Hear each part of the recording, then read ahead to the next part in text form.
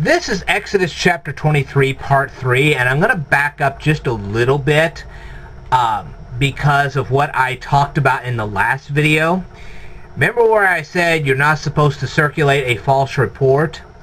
Well, here's the thing. You have these people, they'll witness a crime, but yet they'll never tell anybody what they actually really saw, because they're so afraid of what somebody's going to do to them. Okay. If you're a real Christian, you know two things. If you testify to what you really saw, despite what these guys threaten you with, okay, then one of two things is going to happen. Either God's going to shut down those bad guys so they can't harm you in the first place, or if they do knock you off, you're going to heaven anyway, and they're going to hell for that. So you're in good shape either way. Okay? God's going to take care of you if you testify rightly. So if you witness a crime, you have to have enough faith in God that God will make sure that you're taken care of. That is one of the hardest things to do in Christianity, is to have so much faith in God that He's going to take care of, He's going to meet all of your needs, because He is the champion of your life. That you're willing to testify to something rightly despite what other people will tell you. Oh, don't tell them the truth, because if you do, this is what we're going to do to you. You say, I answer to God. Wait till you see what He's going to do to you when you try to come after me. Because I'm going to testify the way God told me to testify. I'm going to tell the truth regardless of what you do. When that happens, you have to deal with Him. Are you more powerful than He is? That's the problem. How much faith do you have that God will take care of you when the bad guys are telling you to do something you know is not right? That's the same thing with peer pressure. You have to say to these people, hey, I've got a God that takes care of me. I don't do your stuff. You go ahead and waste your life away, but I'm telling you what, I'm not going to join you, because I serve my Lord. Alright? If they're getting wasted with marijuana or whatever, you may want to turn them in, you may not. Just don't be there with them. Say, look, you want to go starting the marijuana stuff, I'm out of here. You don't like me after that, that's fine, because I got a God that does. I'll get new friends, and they won't be you. How about that? That's hard. I can tell you, that's where the faith comes in. You really got to have faith for that. And it takes a lot of practice. A lot more than you think. Let me tell you something. Elijah was all alone. He was pouting, and God says, why in the heck are you pouting? You got me. What's the problem here? Don't believe me, you can read the story of Elijah and you can find out where he started pouting all over the place. Okay? If God can straighten up His act, He can straighten up yours. Okay. Says, you shall not bow down to other gods. Okay? So, when God was telling these Israelites that they were going to invade these other nations and knock down their gods, He said, don't worship them, knock them down. Remember, I'm your God. Don't worry about them. Nor serve them. You are not to serve other gods. Nor doing according to their works. But you shall utterly overthrow them and completely break down their sacred pillars. And that's why there are a lot of former temples to pagan gods that don't exist anymore, because the Israelites went in there and cleaned house. Okay? So you shall serve the Lord your God, and He will bless your bread and your water. In other words, whenever you're eating your bread, if you thank God, you make sure you get more of it. And He will bless your water. That means you'll never go thirsty. As long as you're serving God, He'll make sure you get all the water you need. And I will take sickness away from the midst of you. Okay? What He's going to do is while you're serving his mission, he's going to make sure that you can do it effectively. God doesn't want a sick minister.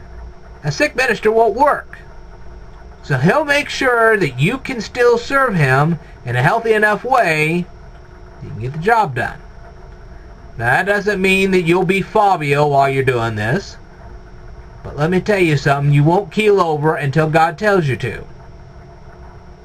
You keel over when God tells you to, not when you want to. No one shall suffer miscarriage or be barren in your land. I will fulfill the number of your days. What does that mean? That means when you get pregnant and you're serving God and God wants that child to be born, it's going to get born. And if all the doctors in the world tell you you're barren and God wants you to have a kid, you're going to have a kid. Ask Abraham and Sarah, they'll tell you. I will send my fear before you. I will cause confusion among all the people to whom you come, and you will make all your enemies turn their backs to you. What that meant was that when Israel's enemies saw the Israelites coming, they panicked. There was confusion in the enemy camps. They were running away from the Israelites because that God of theirs was going to strike them all down. Okay. And I will send hornets before you, which shall drive out the Hivite, the Canaanite, and the Hittite from before you. God's message?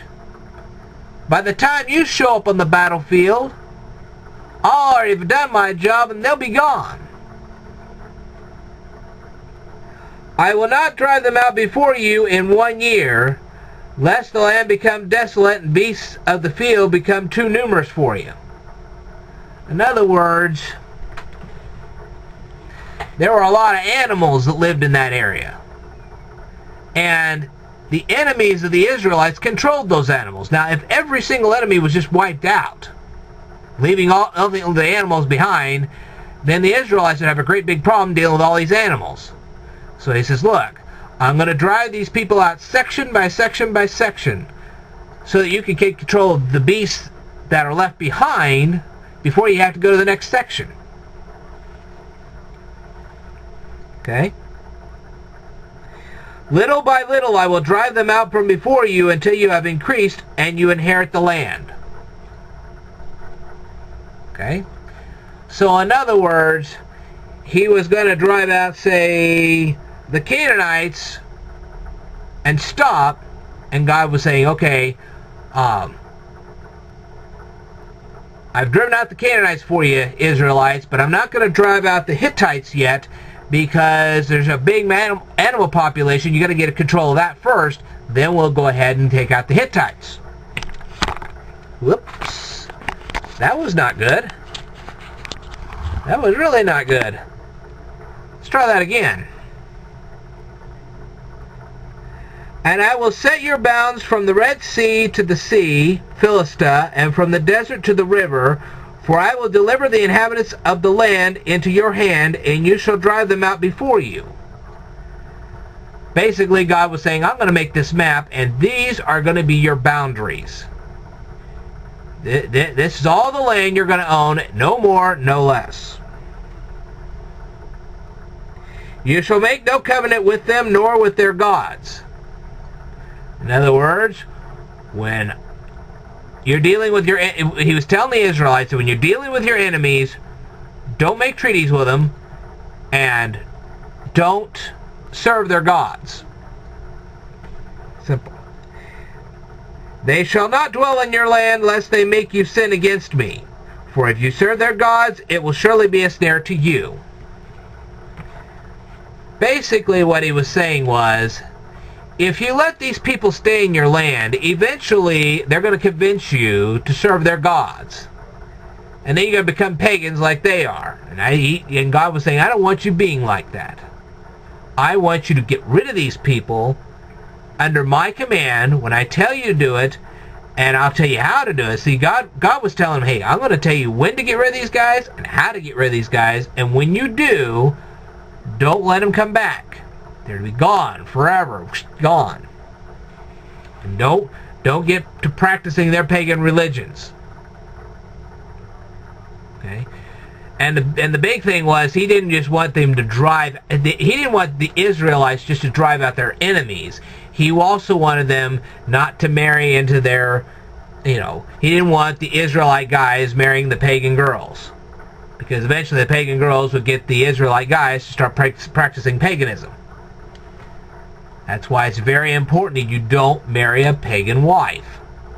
And if you are a Christian girl, you're not to be marrying a pagan guy. Because what's going to happen is he's going to get you to go down. That's not what you want.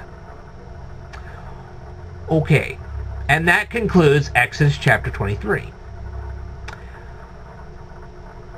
The big lesson out of here is that when you have a God that is so powerful that he can wipe out an enemy, any enemy, don't live in fear of man. Live in fear of God. But you got to do things his way. You got to do things God's way. Not your way, God's way. Alright?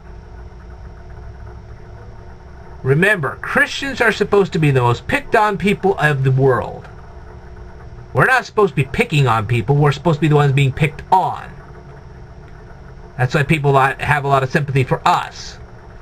Because we're the meekest of them all.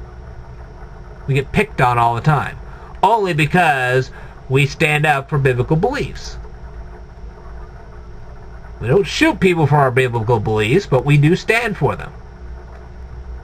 We say, hey, look, you can shoot us all you want, but we're not bound down to your altar. Ting! Alright, I will tell you more in a future video, so stay tuned.